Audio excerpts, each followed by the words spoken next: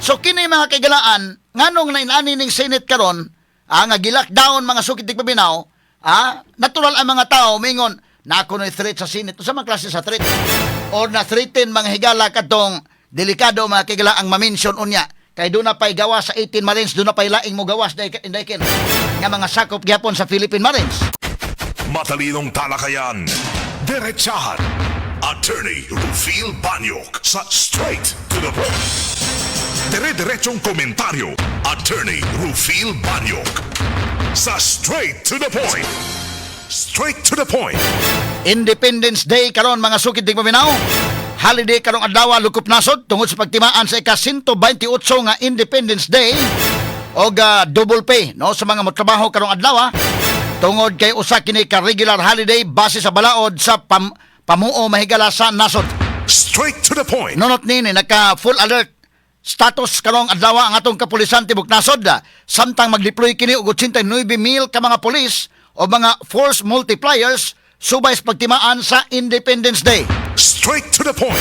Ang pangutanan dako mahigala ang Pilipinas, ang mga Filipino naka-feel ba gyud sa Independence Day? Mo ni dakong pangutana mga sukin tigpaminaw. Straight to the Point. Pero gahapon adlaw may bisita nato si former Cebu City Mayor Mike Rama. Nikalit na tugtunga deston si Bianan mahigala og dunay panawagan na magbutang tag mga flags, Dumikan mahigala kay pagkakaron kung magkabantay ka mura bitaw indekin og murag ang mga tao ang focus mahigala sa trabaho o guban pa siguro ang gikabisihan usay nalimot na mahigala sa pagbutang og mga flags. Straight to the Point. Dito sa Dakbayan sa Lapu-Lapu doon na mahigala yung mga kalsada dito na doon na yung mga flags. Ang uban mahigala mga lugar murag wa raman. Aton ni tagag pagtagad robutaga sab sa atong pagban-uban ining atong tulumanon ug inyong tulumanon. Straight to the Point. Samtang sa laing bahin mga sukid tigpaminaw, ato sa nga tagad kang Kapitulyo nangandam karon sa mga water facilities subay sa gipasidaan sa pag-asa nga masinati ang El Nino sa nasod karong tuiga. Straight to the Point. Ato sa nagpagtagad robutaga mga kaigalan sa atong pagban-uban ining atong tulumanon ug inyong tulumanon. Straight to the Point. Samtang sa kauluhan ug bahin sa nasod, ang net satisfaction rating sa Senado, Lower House o Korte Suprema pinagi sa Social Weather Station Survey sa buwan sa Marso ato sa isgutan unya niubos matod pa no ang mga net satisfaction rating sa Senado, Lower House o Supreme Court. Si VP Sara Ragitaon ang taas sa net satisfaction rating kay si BBM na negative 50 naman. Straight to the Point. Sa naning kalakihan.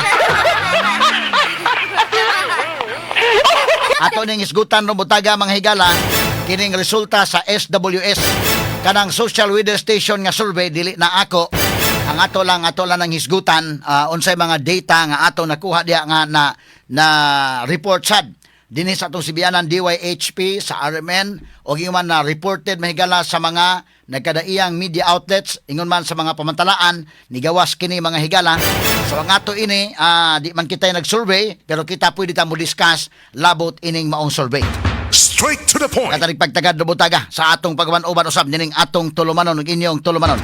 Straight to the Point. Samtang didto mahigala sa Senado unsa bang hitabo adaykin nga ang Senado pati man naghana mga pulis kagahapon no kay lahi lagi ang order mga kagalaan ni Win Gatchalian Senate President pro tempore Win Gatchalian o ang kamanduan mahigala ni Senate President Alan Peter Cayetano. Ang kang Cayetano mahigala nga manarbaho na ta ang kang Gatchalian manarbaho gyapon pero mag-work from home na ta. Nya kuntin daghana mga pulis dito mga kagalaan. Unya matod pa gimanduan ni Cayetano nga ang iyang Sergeant at Arms nga mopahigayon mahigala sa mga protocol, labot mahigala sa pag kinini ang sud gawas diha sa Senado. Samtang ang Sergeant at Arms mga higala nga gitudlo ni Senate President pro tempore Win Gatchalian iya sang gisugo nga makig-coordinate sa kapulisan ug NBI kay duna kuno threat ang Senado. Unsa man klasiha sa threat ang Senado? Matod pa mga higala, kay ilaman tanan mga kigalaan nga nagkasinabot man ning pulis ug ang NBI mahigala kauban sa taga USAA. Under ni Win Gatchalian, ang nakahatag og hulga sa Senado dahil kadto kunong malagmit related kuno sa 18 Marines.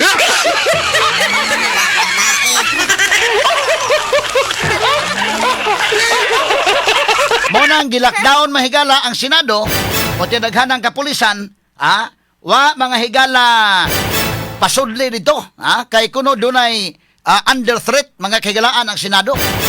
Unya, kuya wano ang maong threat, kalit man na naay threat mga higalang Senado karon.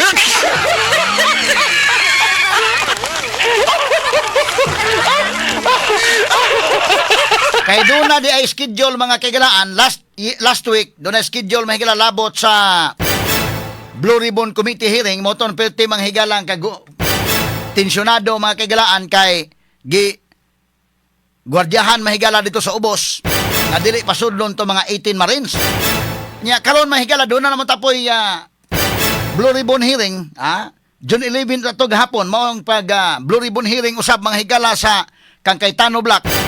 So ang kang Cayetano nga man mutunga na ta kay natay Blue Ribbon hearing. Ang kang Gatchalian pod sirad-an ang Senado kay dunay threat kuno. Unya matud pa sa NBI pinagi ni matibag ang threat malagmit kuno nga gikan mahigala o kining threat may kalambigitan sa 18 Marines.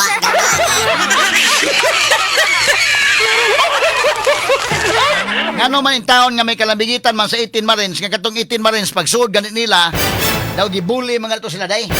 Di magana sa makasud hapit mahigala sa Senado kay grabing daghanang gwardiya didto pa magani John Vic Remulla. May gani kay ginaog sila ni Pia Cayetano og ni Ruben Padilla. Medyo murag na ikog to mahigalan taga usaa nakasud og giagbayan to mahigalan ni kwan gieskortan tong Pia Cayetano day. Ang mga sakop sa Philippine Marines kanhi sakop sa Philippine Marines. Nya naunsa man hitabo karon nga niingon na mahinuon nga ang threat sa Senado malagmit may kalabigitan sa 18 Marines.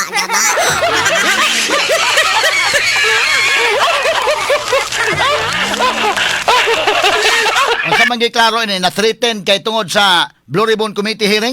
Straight to the point. Klarohon tanay mga sukit tig paminaw. Na para na to, ato ba to be fair ba lang? Sige, imbestigaran na si VP Sara. Kay again sa matag korupsyon ka Imbestigaran si VP Sara pero ay kalimti imbestigaran sad ang ipadayon sa investigation sa Blue Ribbon Committee ngano man.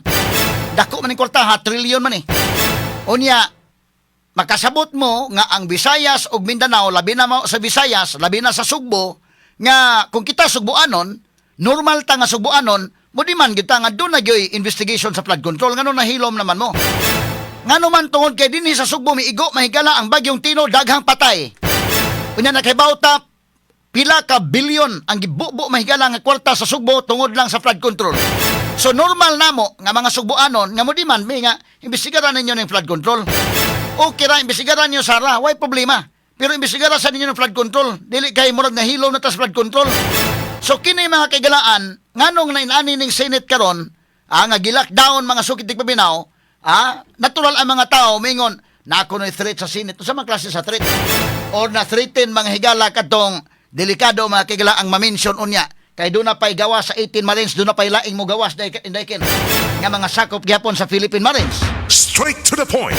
Na mo ni tagantag pagtagad robutaga mga higala na para nako imbestigahon yun kining mga pamahayag sa 18 Marines.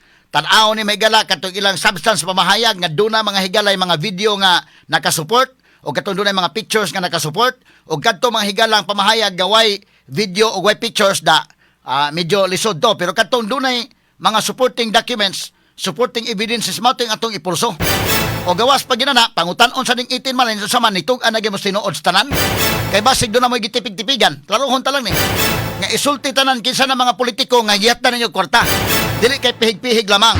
Straight to the point. Katanig pagtagad robutaga sa atong uban usab nining atong tulumanon ug inyong nga tulumanon. Straight to the Ug point. unya, ang uban mga higala moingon palisaynon kuno si Alan Peter Cayetano. Ang uban sabi ayaw palisay na. Kay si Alan Peter Cayetano mga kigalaan kung tan-aw nimo karon, siya dunay basis under mahigala sa konstitusyon. Dunay legal basis ang leadership ni Alan Peter Cayetano. Ako na nagi ka-explain sa makadaghang higayon labot mahigala sa atong 1987 Constitution. Na kini si Win Gatchalian doon na ba sa basis? Ay butan ta lang na basis mga sukit tig paminaw.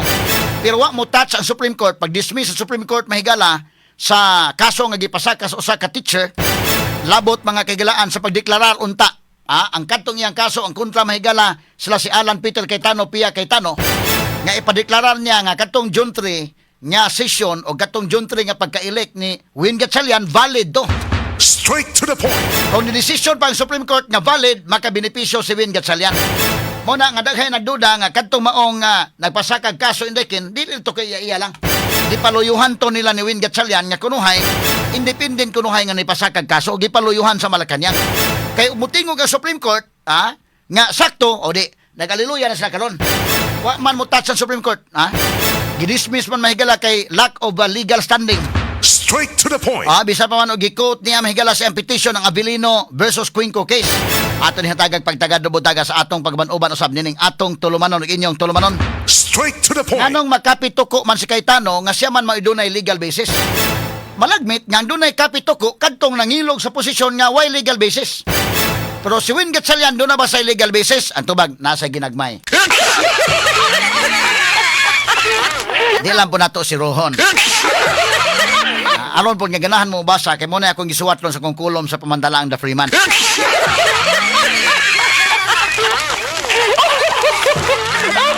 Atong gidiscuss karon sa pamandalaang The Freeman mahigala ang Constitution, doon na po mahigala pag-discuss nato sa Abilino versus Cuenco nga kaso. Straight to the Pero point. diris kahanginan kinigong sa newspaper mahigala gamay kay space, Pero arita mahigala sa kahanginan ato ma-discuss gyud tanan.